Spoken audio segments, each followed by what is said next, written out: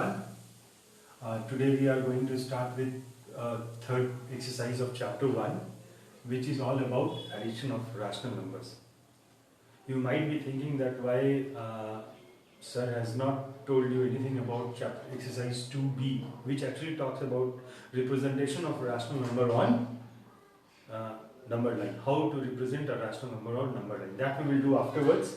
First we will talk about how the addition of rational number is done, and before that we will talk about the five different properties of rational number which is used during addition or which is followed during addition. The first property is your closure property. What is closure property? As per closure property says that the sum of two rational number is always a rational number. That means if A and B are two rational numbers, its sum, whatever it is going to be, either it is plus, minus or 0, the sum is always going to be another rational number. Now let me give an example, and that will help you to further understand what is the closure property. Let A is represented by a rational number 2 and B is represented by a rational number 3. In your book it is given in the form of fraction. 2 by 3 plus 3 by 5.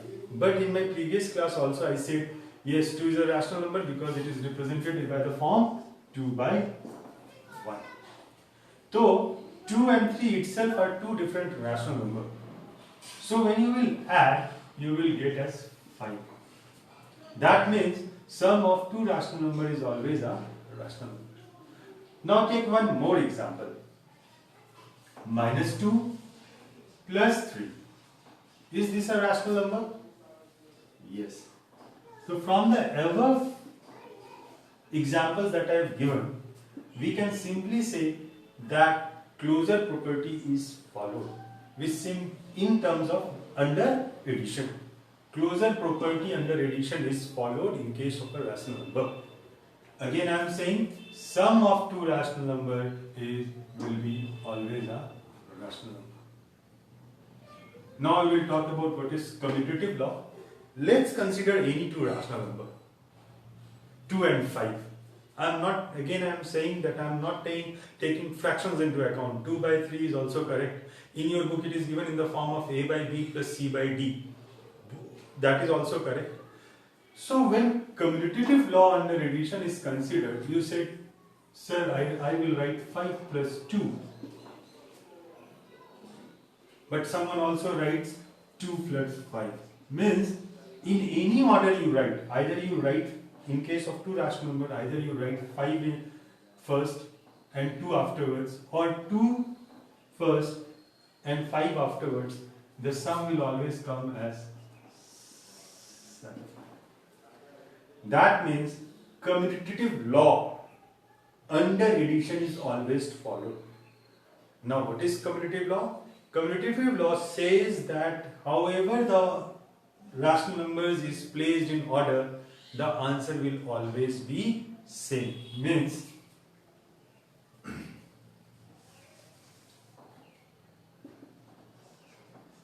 A plus B is always equal to B plus C. Means in any order you write A and B, and in any order you write either A plus B or you write B plus A. Both of them are correct. Means 2 plus 5 is always equal to 5 plus 2. Please jot down whatever I have said and then we will continue. About what is associative law? We have done already closure property. What is commutative law? What is associative law?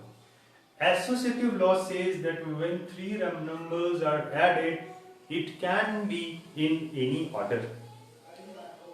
इसको अगर बहुत आसान तरीके से बताया जाए कि if you will consider any three rational number, let's assume that A plus B plus C.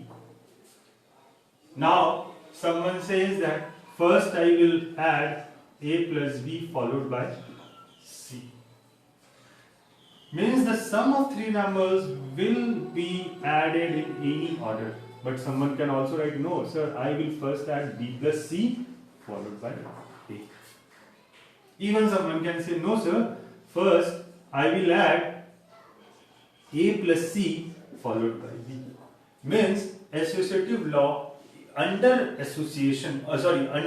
addition says that any three rational number could be added in any order. You will always get the correct answers. Now let's justify this with the help of an example. Let's A is equal to 2, B is equal to 3 and C is equal to 5. So what will be the sum? A plus B plus C is equal to 2 plus 3 plus 5 is equal to what? 10. But under association, when associative law is concerned, you will say, no sir, first I will add 2 plus 3 plus 5. So can I write it down? 5 plus 5 is equal to 10. But let's say some another student solve it by, let's say he will say, no sir, first I will add B plus C followed by A. So what is B and C? 3 plus 5 plus 2. 8 plus 2 is almost 10. That means associative law under addition is always followed or always obeyed. So the first three properties is your closure property. Again, I am just doing the sum up first, followed by we will go to what is additive identity. First is what is closure property. The closure property under addition says that whenever the sum of two rational numbers is always a rational number. Your commutative law says that whenever two number is added, in any other order it is added, the answer will always remain the same. Means A plus B will always equal to B plus A. And the third and the final one is what is associative law? The associative law says that whenever three rational number is added, it could be added in any order. What do you mean by in any order? Means A plus B को आप पहले भी add करें followed by C, the answer will remain the same. B plus C followed by A, or even A plus C added followed by B is added. Then in all the three cases you will get the same answer. So these are the first three properties. We will follow it afterwards. Now we will go to the fourth property of the which will come under addition of the rational number, and that is existence of additive identity. फिर से बोल रहा हूँ, existence of additive identity. What is the number with which a rational number is added so that the sum of that number and the rational number will become the rational number itself? थोड़ा सा confuse हो रहे होंगे, ऐसे किस number से किसी rational number को हम ऐड करें ताकि आंसर मेरा वो रैशनल नंबर ही आए. बहुत सिंपल है. Means let's assume that A is a rational number with which it should be added so that the sum of that two rational number 0, because 0 itself is a rational number, means what is that rational number with which A should be added that you will get the answer as A itself.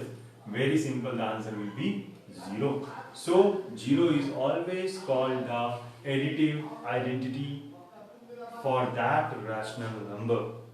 Let me give you an example also. 5 में ऐसा क्या जोड़ दें जो answer 5 होगा? Very simple, 5 plus 0 is equal to 5. So in this case 0 is called the additive identity for 5.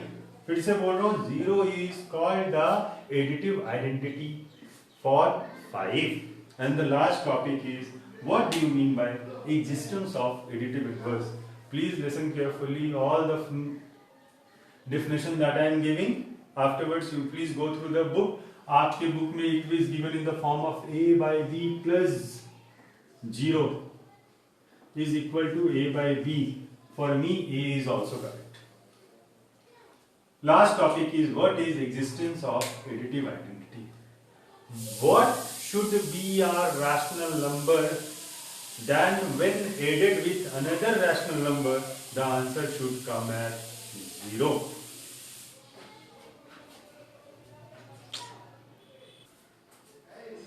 Sorry. Now the last property is, what is the existence of additive inverse? By what rational number should a rational number be added so that their sum will become 0? Let's assume that 5 is a rational number. With what that should be added? जब added बोले तो plus लिख दीजिए. Very obvious, -5. So that their sum will become 0. So किसी भी rational number का additive inverse उसका negative rational number ही होगा. That means if a is a rational number, it should always be added with minus a so that their sum will become 0. So here I can say minus a is called the additive inverse of a. That's all for today. In the next class we will solve few problems related with 3C. We will first learn how to add 2 or 3 rational numbers, and we will also go with the what are the problems related with the all the properties of rational number. That's all for today. Thank you.